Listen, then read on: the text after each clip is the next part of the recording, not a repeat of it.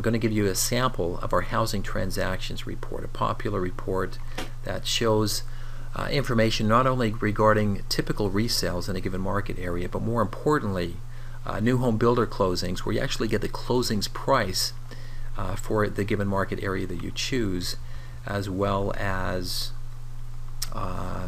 foreclosures, properties that are being lost back to a lender, as well as foreclosure sales when those properties from the lender is sold to a new owner.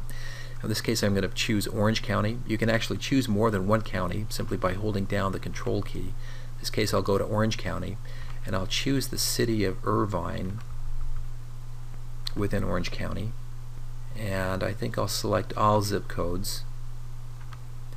And you can filter this by date. You can choose up to a 12-month range, or you can go back in time as long as it's 12 months or less, and choose a 12-month range back in a previous period. In this case, I think I will choose the most recent 3 months of data. That's kind of a default report, so August through October. And I'm going to keep resales, new home builder closings, foreclosures, foreclosure sales. I'll pull single family and condominium.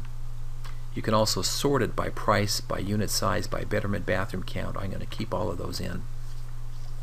This will take me to the map and a series of reports that I can run. I'll run a couple of sample reports, as well as a pie chart. In this case, this pie chart shows you the composition of all transactions that have occurred by type. So resales are shown in blue, new home builder closings in green, foreclosures in red, and foreclosure sales in yellow. The pie chart, the colors in the pie chart correspond with the dots on the map. Same patterns on the map. You can see that most of the new home builder closings are concentrated in Woodbury. Not a surprise given what's gone on in that community. There's also new home builders closings that are posted in the Portola Springs market, and a few others scattered about. The mapping capabilities has the same power that the new home development surveys do. You can look at satellite photos, hybrids, terrain, as well as all of our transactions.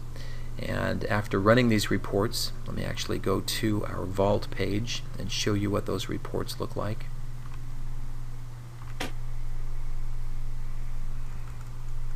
Okay, here are the two reports that we ran. The housing transactions report review, as well as the download of the raw data. And I've downloaded both of these reports into my Vault, and now I'll pull them up into an Excel spreadsheet. Okay, here's the first one, housing transactions report. It'll show you, based upon the dates and the criteria that you input into this report, the number of transactions that have occurred.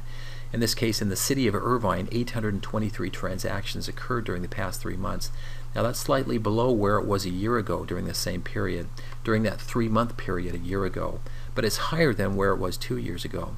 Prices have been just about even, a little bit of a drop during the past 12 months, just about even as to where it was last year at this time. Last year at this time is lower than where it was 2 years ago. So you can see that 24-month trend in terms of prices, sales volume, unit sizes, price per square foot, even mortgage rates. It breaks it out also by the type of transaction. So of those 823 transactions, 547 of them were traditional resales, 119 were new home builder closings, which is a huge gain from a year ago, again reflecting the impact of the Woodbury community. Foreclosures, owner-to-bank transactions, they're up a bit. They're about 9.4% of all transactions, which is worrisome. Foreclosure sales are 9.7% of the overall market. Now they're higher than foreclosures, suggesting that there is a burn-off rate, a net burn-off rate in this market area that suggests that despite the fact that foreclosures have increased, net distressed inventory is going down because foreclosure sales continue to exceed foreclosures in this market, at least by a little bit. You can see the overall charts which correspond with that. Here's our overall transactions chart, which shows that foreclosure sale exceeding foreclosures. Here's the big bump in new home builder closings relative to what occurred a year ago, as well as a drop in resales, which is a little bit worrisome. This basic information is the foundation for a lot of our site-specific reports. Here's our 24-month trend in terms of price per square foot, breakout of condominiums versus single family, our overall price line and where transactions have occurred by price and unit size, mortgage amounts and loan-to-value amounts, and then transactions information by price range. There's a lot of other charts and tables that I won't get into, but a ton of information on this particular report that you can find useful. Okay, I'm also going to just quickly show you the raw data sheet that I pulled, both for the new home transactions from our new home field audits, as well as these transactions that we download every month from various sources. You can actually download the raw data so that you can do your own analyses more in depth and really get detail regarding who the sellers are, who the buyers are, what the type of transaction is, the use code, and so on.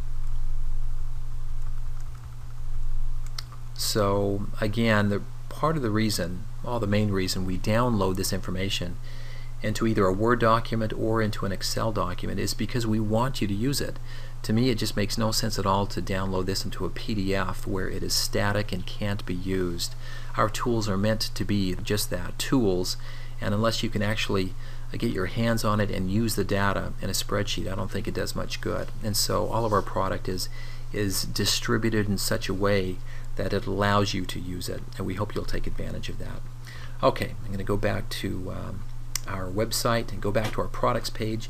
A couple of other things. I'm not going to demonstrate those static reports, residential economic reports, reviews, opportunity risk, and online library. It's very easy to download those static reports. Many of you subscribe to those, know exactly how to do that. But I will take you to our nationwide building permit report and employment report. These are reports that aren't used as often as we'd like, and we really like to expose them to the market. They cost very, very little to run, and yet the information is extremely valuable. So first, our employment report, just to show you how that's done, we have it for every single metropolitan area in the nation. In this case, I'm going to choose California, and go to next, and then it will list every single metropolitan area in California. And I'll stick with my Orange County sample, which in this case is Santa Ana, Anaheim, Irvine. That's the name of the MSA, which describes Orange County. And it goes directly into our vault. And let me show you that. Okay, here it is. Here's our employment report. It's queued. It's actually running on our database, and that information will pop up in a moment. But before that does, let me actually go back to our products page and do the same thing for the nationwide building permit report. I'm going to run that report.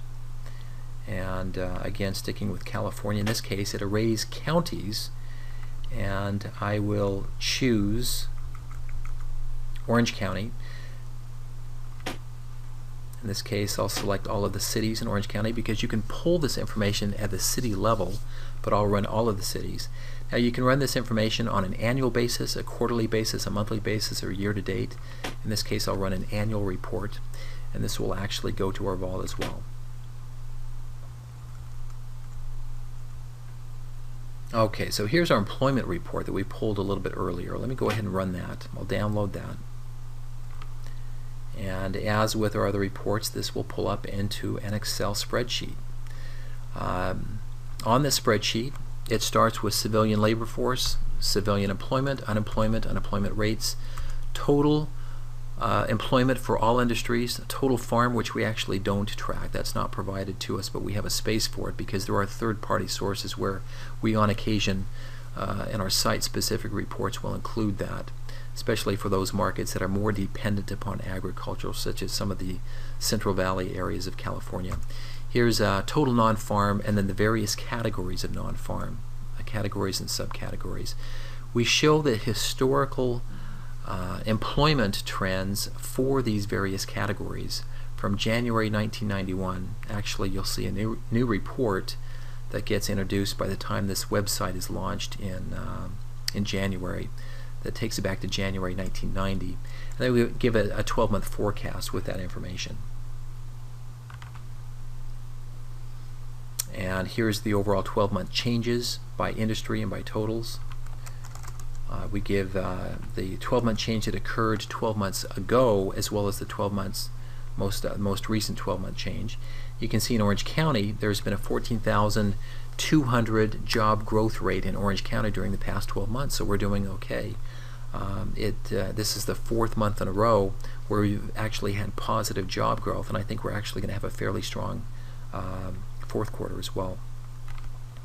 And it gives you information regarding those overall 12-month changes. It shows that graphically. It gives a forecast as to what we think the next 12 months are going to look like. You can see that from October 2010 to October 2011, we think that we'll grow at an annual rate of 25,000 jobs, up from the 14,000 jobs right now. Our unemployment will level off and actually begin to dip. And we show other charts and graphs which really describe this market, the composition of this market by job type and by industry. So a very useful report, and again, it's very inexpensive, and so we hope to enhance our subscription activity for this particular report. Going back to our website, I'm going to show you the same information.